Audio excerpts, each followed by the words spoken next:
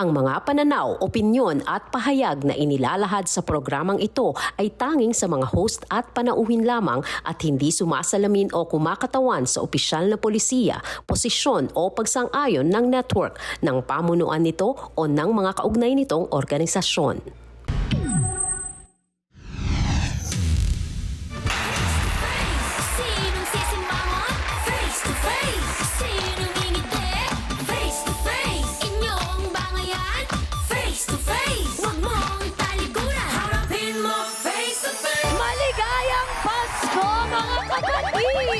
Yes! Merry Christmas!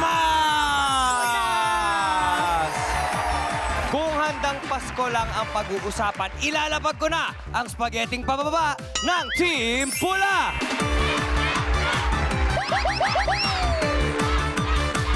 Spaghetti, ano to, birthday? Ni Papa Jesus! Oo nga, birthday nga ni Papa Jesus. Pero alam mo, basta kami, bestseller na handa ang pag-uusapan. Fruit salad ang contribution ng Team Puti!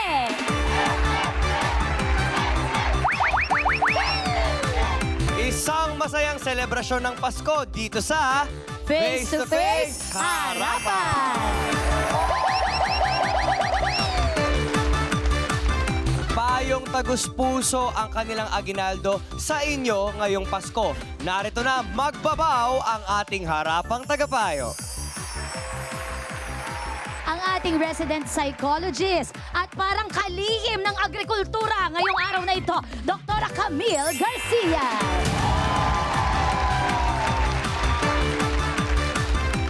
Ang spiritual advisor at hari ng Fabcon, Brother June Banal.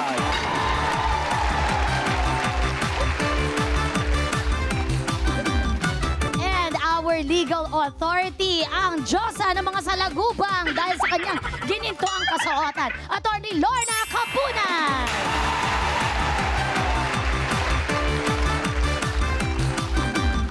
Hindi ka pa nagmamano, dinudukot na niya agad ang ampaw mo. Basta siya ang ninang mo. Nandito na ang nag-iisang ate ng masa, Corina Sanchez Rojas!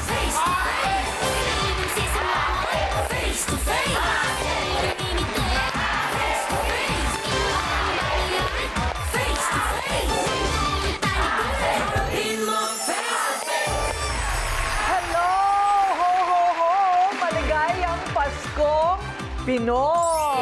Yes, ang dalaga.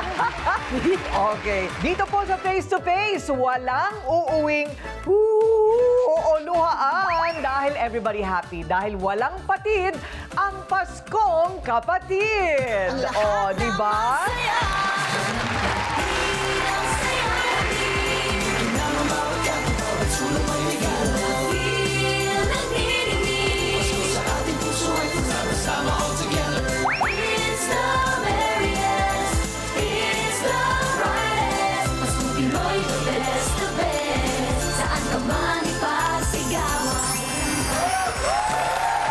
Magiging merry ang kanyang Christmas kasing pula ng kanyang blush on. Eto na si Mami, ang sayawer ang sasawer natin for today. Ay, naka-flash on pa siya.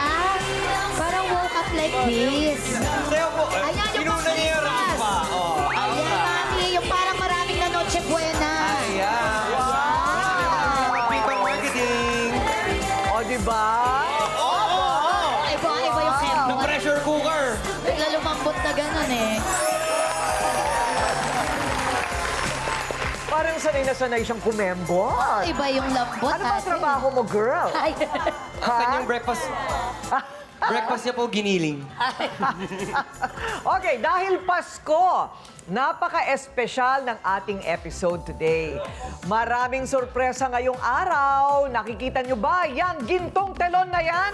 ano kaya yan? Ano kaya yan? Oh, di ba? Sino kaya ang lalabas dyan? Alam nyo ba kung anong laman? Secret muna. Ire-reveal namin yan mamaya. Okay? So, kailangan manood kayo hanggang dulo. Diretso na po tayo sa ating kaso ngayong Pasko. Mukhang nanganganib na maging malamig ang Pasko ng isang lalaki. Wala. Hiniwalayan kasi siya ng kanyang kinakasama. Oh, no! Dahil daw sa mananakit kapag galit. Ay, bawal. Pero si lalaki handa raw magbago sa ngalan ng pag-ibig. At ang mensahe niya sa ex, all I want sa Pasko is you. Ang dating nagmamahalan na nauwi sa hiwalayan, Yelang at Kiko, harapan na.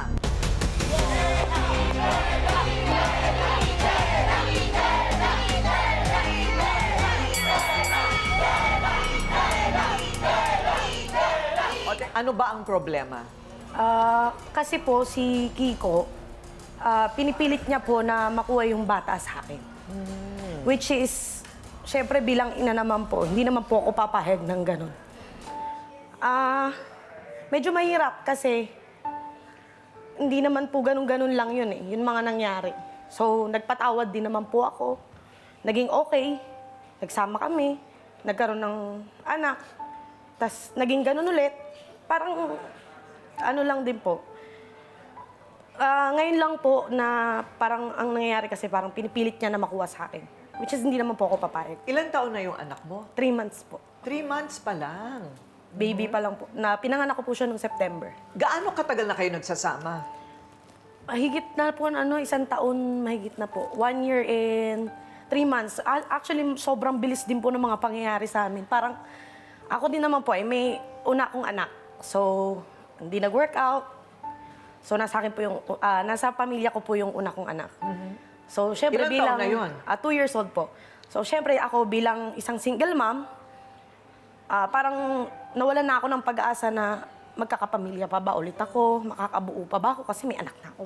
Nauna, parang sabi ko, sige try ko, bakit naman hindi? Para mabigyan ko din yung una kong anak ng isa pang buong pamilya. So, tinry ko po, yan. So, kami nga. Bakit kayo naghiwalay? Yung una po kasi naming kaso noon, nung buntis pa ako, medyo nagkakaroon po kami ng pisikalan. Away po mag-asawa. Kumbaga, hindi naman po, parang ako rin po, parang nagtitrigger din ako na masaktan niya rin ako. Siyempre kasi nananakit din naman po ako. Parang bugso po ng damdamin ko. Oh, ganon? Ganon po. So, dumating po sa punto na siya din, na naibabalik niya po sa akin. Tapos, Anong pinag-aawayan ninyo? sa babae po. Babae. Okay. Kiko, ayan, nananakit ka raw. Hinampas at sinigawan mo pa si Yelang. Yan ang sasagutin mo sa pagbabalik ng Face to Face Harapan. Face to face, sinong sisimulan? Okay, si Kiko naman ang papakinggan natin kasi siya daw ay nananakit at pagkatapos naninigaw ng bababae. Kulang na lang alak, umiinom ka rin. Minsan po. Hindi. Huwag kang magdagdag pa, Alam mo, huwag mong nagdadagdag ka turuan pa ng eh. masama yan, Okay, Kiko. Ano ang problema sa tingin mo? Sobrang tamang hinala na po siya. Opo. Ganun talaga pag kami nasimulan na kasi, ang hirap Although ibalik. alam ko naman po may basihan siya kung bakit siya nagkakaganyan dahil sa mga naging Pasko nga. Pero hindi niya maintindihan na nung naging kami, solid, clean slate na ako sa kanya. Tsaka Mga past ligyahan is niya ng past. mga Past is babaero past. eh. Solid na ako sa'yo, di na uulit.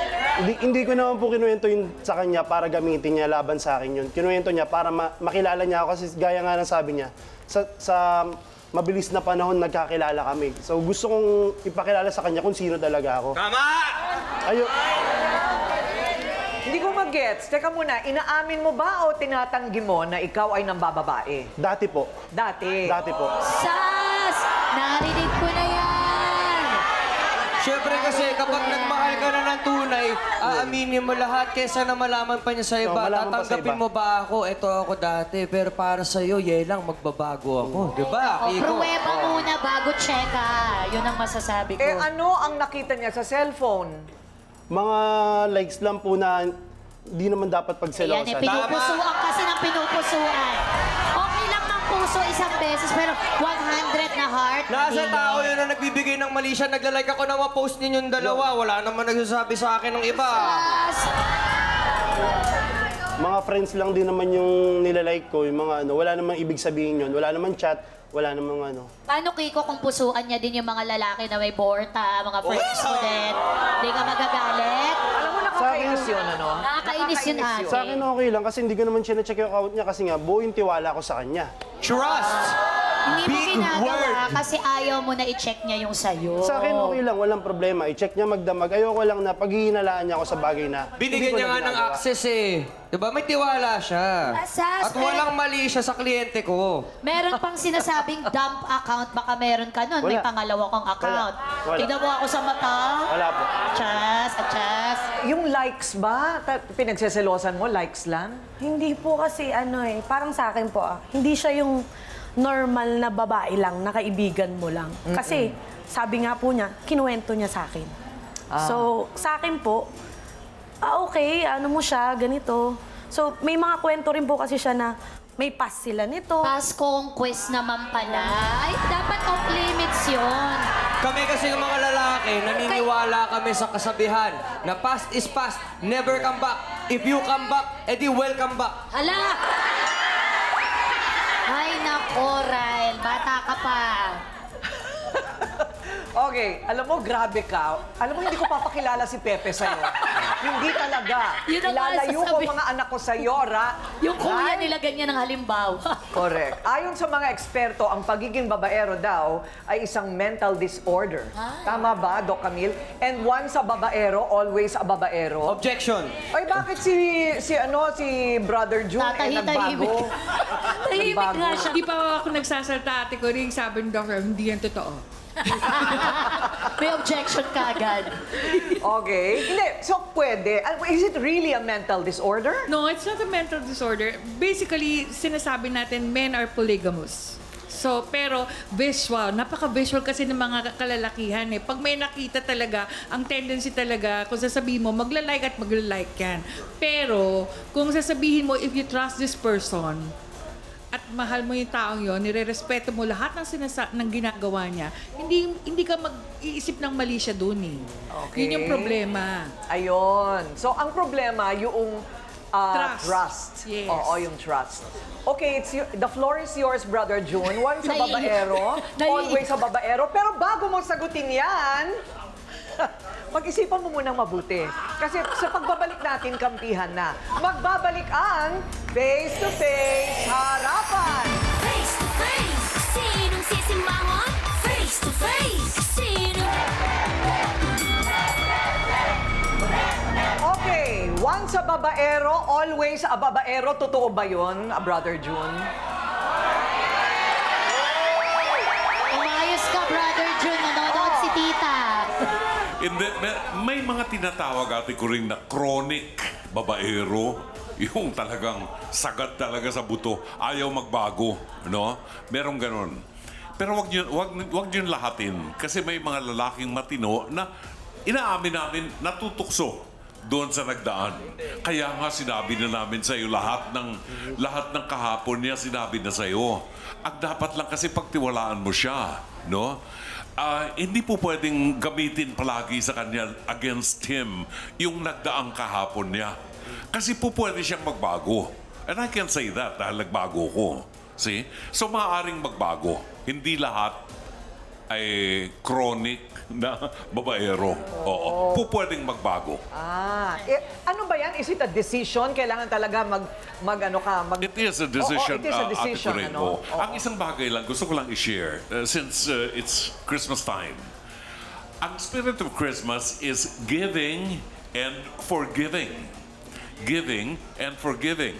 Sa relasyon ng dalawang nagmamahalan, importante yung forgiveness, yung forgiving. Pag nagpatawad, hindi na inuukil-kil yung nagdaang kasalanan ng kapartner mo. Ilalagay mo na lang yun sa kahapon. Kasi pag ibabalik mo ng ibabalik, hindi kayo makaka-move on. Maghihiwalay kayong dalawa.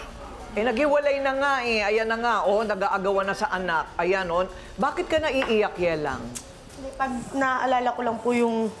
Totoo naman po yung sinabi ni attorney. Parang... Pag naaalala ko lang po kasi yung mga sinasabi niyang mga salita.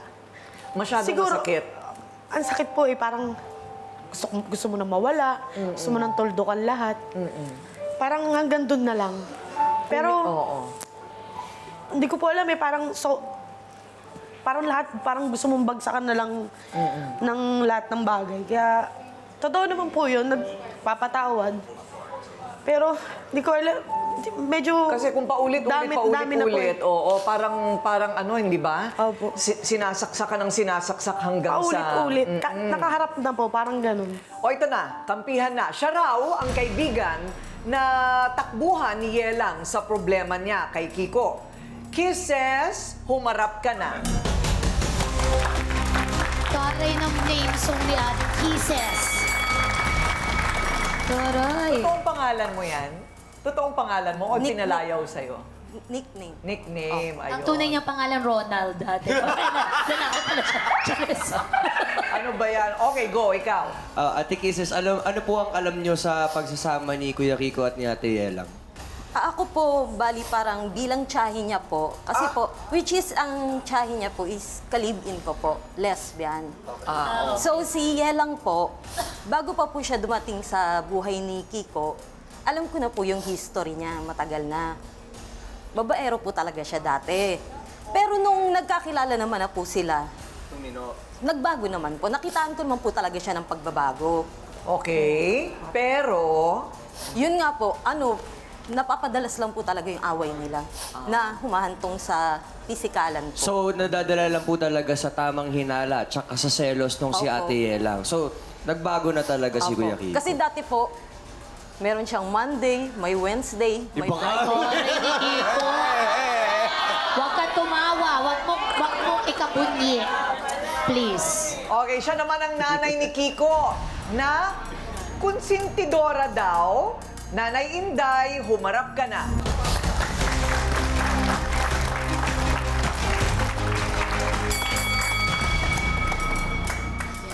Paano pong nangyaring ang paratang babaero po? Ano pong naganap? Kasi Sabi niyo, pinalaki siya mabuti. ng tama, kaya lapitin siya. Asas! Yun nga po yung sinasabi nga po nila kasi yung anak ko may itsura, lapitin ng babae.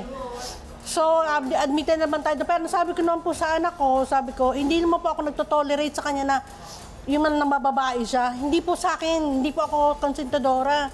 Hindi po ako pumapay. Hindi ko lang po alam na mababae po siya na meron siyang ganon, meron siyang ganon. Hindi ko po alam. Pero ito nalaman nyo na po. Ito po, lately, nalaman ko na po. Kaya yung bahay po kasi namin, hindi po magkasama. May isa po akong tinitira na nag-aalaga po ako ng bata. Doon po ako natutulog. May sarili po siyang bahay. Ngayon po, gabi po pala niya dinadala yung mga babae. So pagdating po ng madaling araw, lumalabas, hindi ko po alam na nagdadala siya. Pag nalalaman ko po, nag-aaway kaming dalawa. Hindi, pero dati yon bago yung sila. Oo, dati po nga po yun. Kasi ngayon wala na. Wala na po siya ngayon. Tingnan natin kung maaayos pa natin ito. So, Kiko, may mahalagang bagay ka raw na gustong itanong kay Yelang. Ayan, bibigyan ka namin ng pagkakataon sa pagbabalik ng Face to Face Harapan. Face to face, sinong sisimangot? Face to face, sinong ngingiti?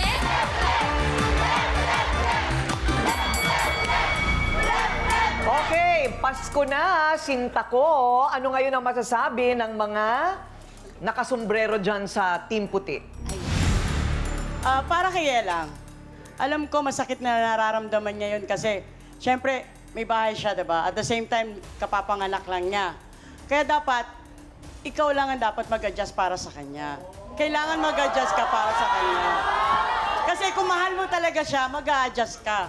At pagbibigyan mo kung ano yung gusto niya. Kasi kung mahal mo talaga ang isang tao, gagawin mo ang lahat para sa kanya. Diba? Ganun dapat ang pagmamahal. Ibibigay mo ang lahat. No matter what, kung ano pa siya, dapat mahal mo siya. Kaya nga sabi, di ba, pag mahal mo isang tao, bibigay mo lahat. Diba? Okay. Sa Thank pula. you so much, Beverly Salviejo. Thank you. Hindi pala. Mali. Wrong. Kasama dapat doon yung pagtitiwala.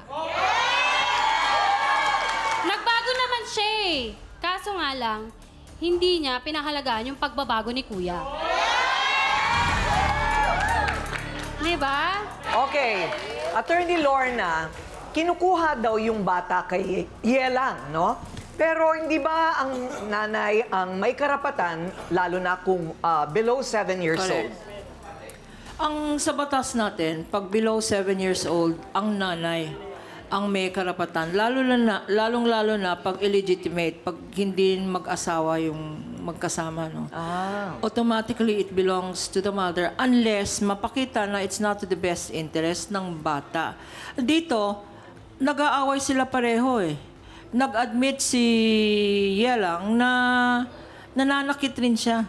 Physical, tsaka psychological, emotional, pareho sila. Kung ako ang korte, hindi ko ibibigay sa kanilang dalawa. Magpapa-observe muna ako sa DSW, sa social worker, kung anong pinakamagandang for the interest of the child. Kasi sa away ng mag-asawa o mag-partner, nakakalimutan na ang victim dyan ay hindi kayo. Ang victim dyan, ang bata, na kailangan talaga ng healthy family relations at kailangan ng bata ng isang nanay, hindi lang yon, at isang tatay. So, parehong kailangan nung 3-month-old kayong dalawa. But bago yan, bago magkorte, sana mag-counseling kayo. Nandiyan naman si Dr. Camille. Kasi pareho kayong may problema. Ang problema rin, Ate Kuring, since iniisip natin ang future, no? Dapat palitan talaga ang batas. Kasi yung Republic Act 9262 on domestic violence, hindi ang biktima dyan is yung babae lang tsaka yung anak, no? Sa karamihan, sa experience ko sa lawyering ko, mga lalaki rin ang nagiging biktima ng batas na yan. So, kailangan patas kasi human beings tayong lahat. Correct. Okay. Doc Camille, siguro mga bata pa rin kasi sila. Ilang taong ka na, Kiko? 27. 27. Wala masyadong nakakaisip ng postpartum, no? Postpartum depression? Depression. Karaniwan yan, is that common sa lahat ng mga nanganganak?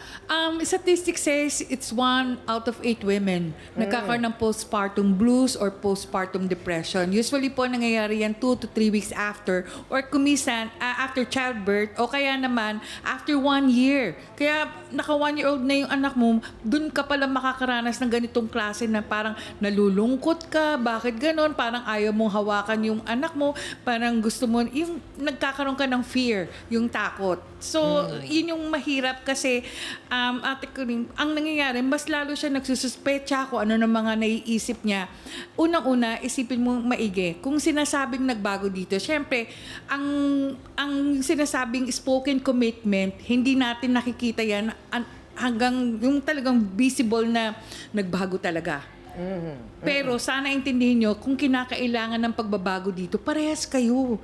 Kasi meron kayong individual responsibility, not only sa sarili nyo, kundi sa pagiging relationship nyo at yung magiging anak nyo. Alam nyo yung ginagawa nyo ganyan, kahit 3 months old yan, apektado yan.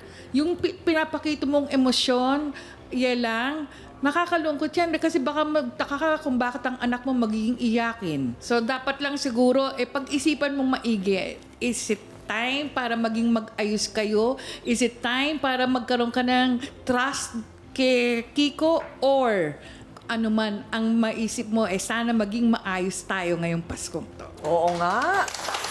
Brother June, kasal o hindi kasal? Mapagtitibay ba ng kasal ang kanilang pagsasama? Hindi po. Bakit gano'n ang sagot ko?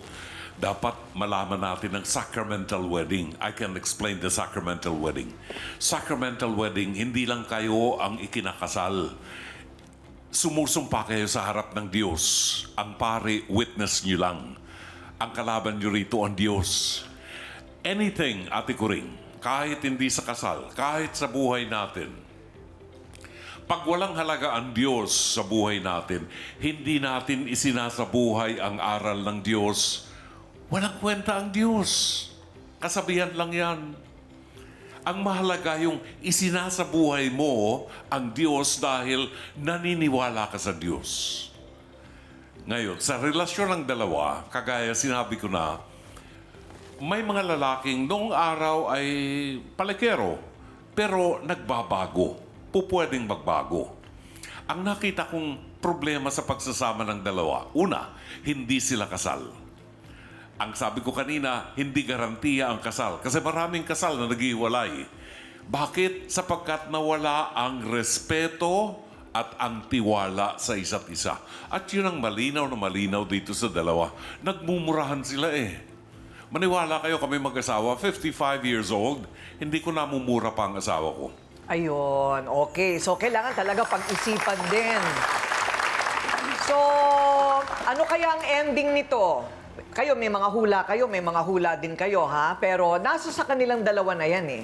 So, Kiko, paano makakasiguro naman si Yelang na magiging maayos na ang relasyon ninyo?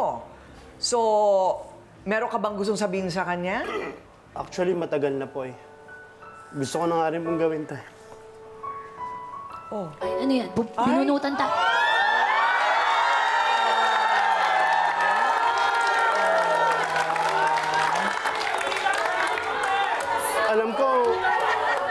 Alam ko marami akong pagkukulang. May mga bagay tayo hindi nagawa na nakasakit sa isa't isa. Pero matagal ko na talagang gustong gawin to para mapatunayan ko sa'yo na ikaw na yung gusto ko makasama habang buhay. Mami, alam ko mahal mo pa rin ako. Will you marry me?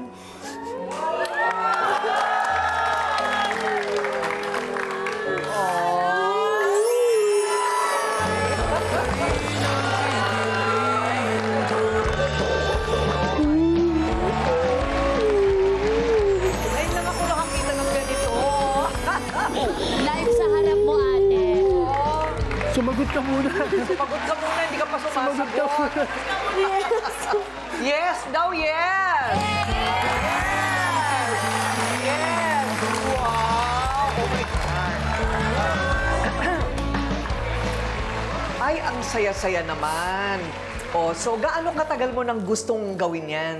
Before pa po ng binyag, gusto ko na po talagang gawin kasi nga, puro na siya inala eh. Sabi ko, baka ito na yung way para mapatunayan ko sa kanya na wala na, ikaw na talaga. Siya na yung gusto ko makasama habang buhay. Kami, yung anak niya nung una, anak ko na rin yun eh. Tapos yung baby pa namin ngayon. Ang gusto ko lang naman maging masaya kaming pamilya eh. Wala nang hinala, wala nang... Kasi yung away, walang pupuntang maganda eh. Oo! Palakpakan naman natin sila!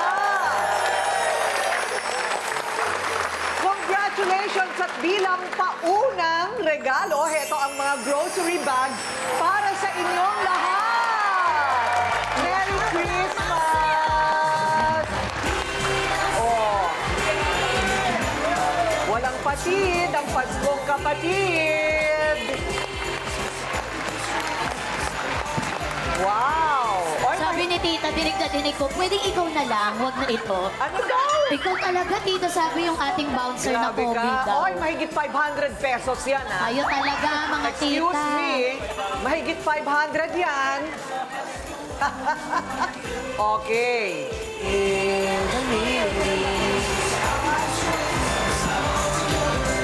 At wag muna kayo masyadong magsasaya dahil masasaya pa tayo. Yes! Hindi ako mamimigay ng pera. Excuse me. Akala ko pa naman, Huwag ate. kayong umasa. Baka naman, ate. Ay, nako, Bekenemen. Hindi lang yan ang matatanggap ninyo. May sorpresa kami sa likod ng gintong telon. At yan ay bubuksan natin sa pagbabalik ng Face to Face Harapan. Face to face, sinong sisimango? Face to face, sinong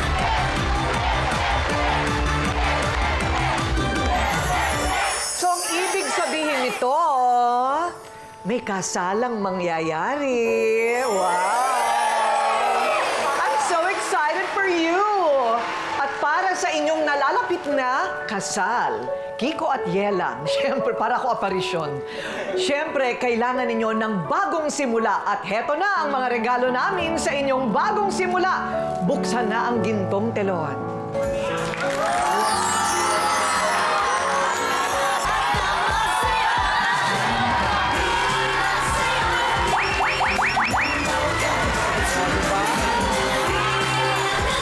At isang magandang balita, ate ko rin kasama sila sa bakit.